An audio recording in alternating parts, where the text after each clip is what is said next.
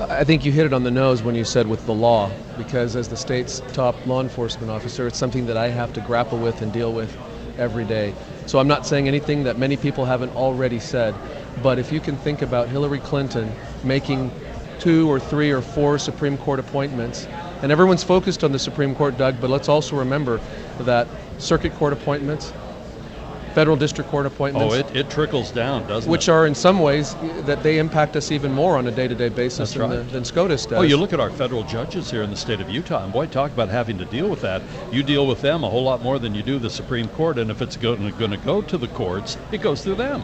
Correct. And if people value certain principles, let's just take the Second Amendment, for instance. If you are a supporter of the Second Amendment, don't fool yourself into thinking that a 6-3 Supreme Court, very ideologically skewed to one side, wouldn't overturn Heller in a nanosecond. And I can go down the list with religious liberties. I can go down the list if you're interested in public lands, if you're interested in any number of things. Regulation right now, I'm just looking at potential SEC regulations that are now going to require corporations to disclose things related to greenhouse gases and climate change. And again, if you feel like the government's already invasive, just wait till you have a Supreme Court that will back them up and expand that power of these unelected bureaucrats to essentially govern us. Well, you look at even the way the void that has been left by Justice Scalia. And you look at all those 5-4 decisions, and you think of even the cases that were not considered by the court this time, and whatever the lower court ruled was let stand because they just knew it would be a 4-4 decision. Absolutely. So whatever else you may think about Donald Trump, and I understand why people have some of the feelings that they do, let's not lose focus. Let's unite against someone who, I say this, whether you believe that he'll stay true to the list of justices that he put forth, whether you trust him or not, let's say you only trust him 30 or 40%, that's 30 or 40% more than you can trust Hillary Clinton to appoint similar justices. I know where she's going to go, and if she thinks Merrick Garland is a moderate candidate, then I think that is a tell. I look at the distilling process that so many Utahns have been going through, and I'm still going through it. I have to openly admit, I have not landed anywhere, and I can't believe that. I look at the choice that is before me, and I have been voting since 1972. I have been observing politics even before that. And remember, back in my day, we fought for the right to vote when you're 18, but by the time I actually voted, I was 21.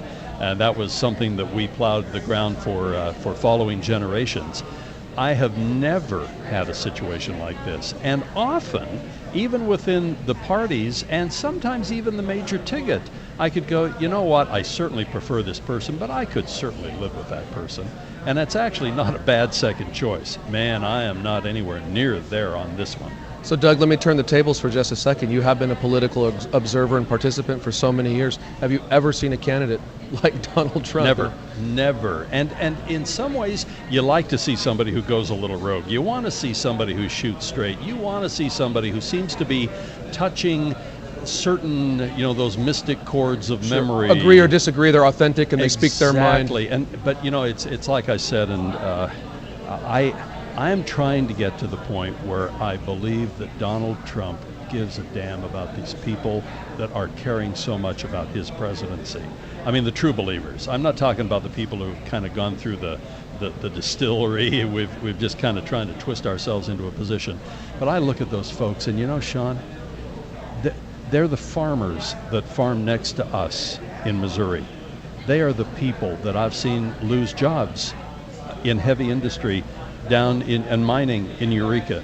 They are the people that I've seen. They are the salt of the earth. They are good folks. They deserve to have somebody who champions them.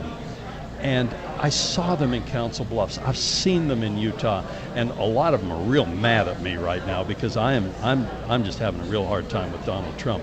But if I could be convinced that Trump gives a damn about those folks, I might soften a bit.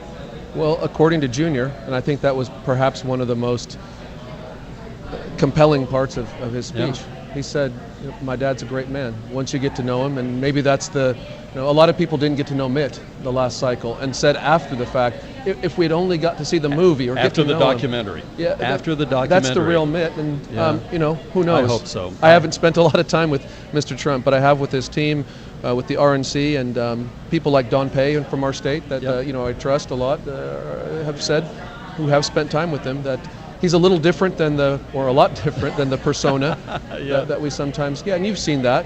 There's a persona that sometimes you portray for whatever reason. And like you said, he is our nominee. I'm supporting him.